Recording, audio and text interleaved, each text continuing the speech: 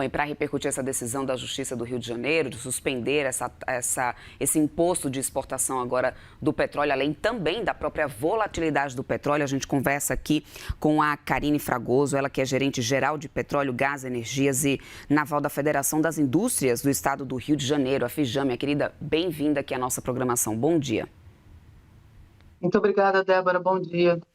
Karine, olhando um pouco para o que a gente já teve no nosso histórico aqui no Brasil, não seria a primeira vez que o governo tomaria uma atitude dessas em relação às exportações de petróleo, né? De colocar um tipo de imposto em 2023.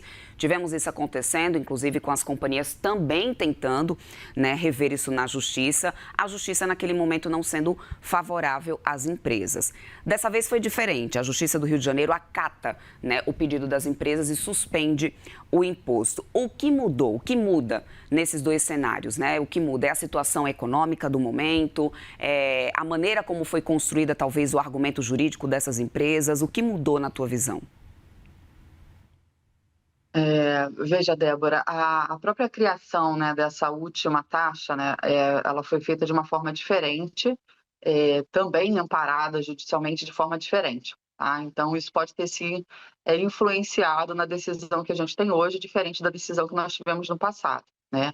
É importante a gente entender que as medidas que o governo vem tomando, inclusive a taxa de exportação, pretendem responder rapidamente, né, num tempo rápido, às questões que a gente vem vivendo em função do conflito, que são diárias e que são reais.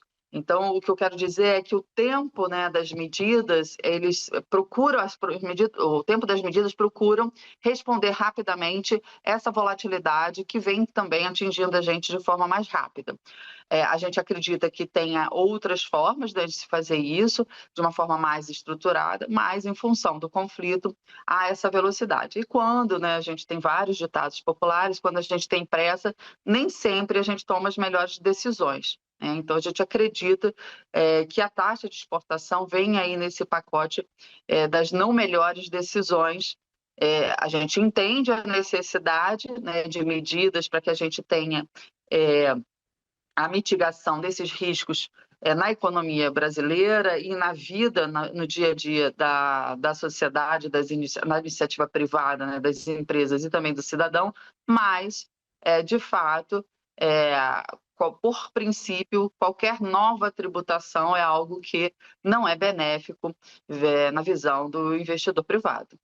Agora, Karine, o Brasil chega a esse debate agora no momento justamente que temos a exportação de petróleo ganhando mais relevância na nossa balança comercial. Tivemos agora, nessa semana, a balança comercial sendo divulgada. E aí eu quero entender do teu ponto de vista se o risco de tributar esse fluxo agora é meramente reduzir margens das empresas, ou isso pode mexer com algo muito mais profundo, como, por exemplo, decisão dessa venda para fora dessas exportações, ritmo de produção, talvez planejamento logístico, alocação de capital. Quais seriam os riscos, né, dessa medida nesse momento? Então, tudo depende do tempo, né? Quanto mais a gente alonga essa situação, mais os efeitos vão ser ruins, né, para as empresas, né, e para a economia também. Então, assim, a gente entende que seja uma medida emergencial e pontual, ainda assim, não a melhor, né? É o que se tinha ali, o que se já tinha tentado, já tinha acontecido no passado, que se foi buscar novamente para esse cenário que a gente vive hoje. Agora, veja, tudo isso, né, e aí quando você tem uma medida dessa, né, que onera aí 12% da exportação, isso volta para a mesa para cálculo, né, e aí cada projeto vai ser medido novamente a viabilidade econômica desse projeto, né. Há que se dizer que, de fato, né, quem só produz óleo, né, a princípio, neste momento, está tendo aí uma receita extraordinária, mas as empresas não vivem só deste momento, né, elas colocam também recurso em tempos de maior risco. Né? Existe risco associado, é uma indústria de alto risco, é uma indústria capital, forte capital, né, investido e de longo prazo. Então, por ser um investimento de longo prazo, um investimento desse pega vários ciclos, pega ciclos de baixa e pega ciclos de alta. Então, na média, esse projeto ele precisa se pagar.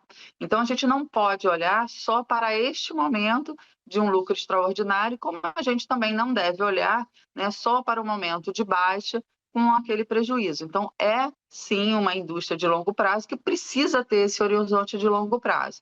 Agora, veja, com relação a futuro e investimento, eu acredito que esse conflito, né, e a gente tomar maior conhecimento, a sociedade como um todo, tomar maior conhecimento sobre a existência de um estreito, né, de Hormuz, né, que de fato começa, né, toda essa situação começa na logística, a importância da logística, a importância desse estreito, a importância da produção de óleo ainda, não só para o Brasil, mas para o mundo, a gente ainda é muito dependente, eu acho que reforça aí para não só a Petrobras, as operadoras que estão no Brasil, mas as operadoras que estão também fora do Brasil, o reforço também de projetos, tanto na busca, né, de novas fronteiras, de novas reservas, como também na aceleração de produção de óleo, né? A gente entende que esse preço, né, essa volatilidade cai, esse preço se ajusta dentro de um limite considerado um limite adequado para que a indústria continue se desenvolvendo e que também não cause aí o que o mundo está prevendo, que é um impacto alto na inflação global. Bom, o fato é que a gente tem hoje as petroleiras convivendo com a instabilidade do preço do petróleo, como você muito bem já está mencionando, como também uma instabilidade regulatória, né, e que não seria a primeira vez que isso aconteceria. Qual dessas duas volatilidades, na tua visão, é a mais difícil de administrar no dia a dia do negócio nesse momento, né? Em que momento uma incerteza institucional, talvez, Karina, passa a ser mais agora danosa do que a própria oscilação do petróleo lá fora? Depende de cada um, né? Depende do cenário de cada empresa, depende do cenário de que cada um está vivendo. Então, esse peso ele pode ter, ele é com certeza diferente para cada empresa, né? Então, assim, nós temos empresa no Brasil e fora do Brasil que se especializou apenas na produção e na venda de óleo cru, né? Então, ela não participa, ela não tem parques de refino, ela não participa da produção de derivados, ela apenas produz o óleo e vende o óleo, e esse é o negócio, é o business dela. Então, para essa empresa, há um cenário distinto daquela empresa que consegue, né, ou que tem dentro da sua estratégia, não só a produção, mas também a agregação de valor a partir do processo de refino e do processo de produção de alguns derivados. E uma outra questão também é que algumas dessas empresas que hoje estão no Brasil, né, elas não têm origem de capital no Brasil e também não têm só investimentos no Brasil. Então, na verdade, a empresa que hoje está no Brasil, ela faz parte de uma empresa global que também está sendo atingida de outra forma nos seus outros ativos. Então, assim, tudo isso ele tem que ser medido e no final do dia ele tem que trazer um equilíbrio para aquela empresa de forma global. Óbvio, né? Em cada país ela vai ter uma situação e um cenário e ela vai procurar equilibrar todos esses cenários para no final do dia ela ter uma condição melhor para ela. Mas entre a volatilidade de preço, né, e as surpresas da regulação, né, ou a necessidade que cada um desses países, não só o Brasil, né, tem de procurar equilibrar e procurar proteger a sua economia, né, vai ser de fato um esforço de cada empresa individualmente, né, porque é legítimo que cada país também procure defender a sua economia. E aí uma curiosidade que eu quero aproveitar a tua expertise e proximidade também, né, com o setor para entender, Karine, num momento como esse que a gente tem uma volatilidade tão grande de preço de petróleo, né? Ou seja, antes de ontem a gente tinha um barril do petróleo a $110, né? Ontem a gente foi para casa dos 93, hoje já voltou a subir de novo. Essas empresas elas operam com contratos futuros, a gente sabe disso, mas num momento de tanta instabilidade, qual que tem sido, como que as empresas estão conseguindo driblar esse desafio dessa incerteza para poder fechar seus contratos, ou simplesmente algumas preferem pausar negociações? Qual tem sido a realidade das empresas para lidar com tamanha volatilidade e incerteza nesse momento? Da mesma forma, né, Débora, cada empresa tem a sua forma de fazer, né?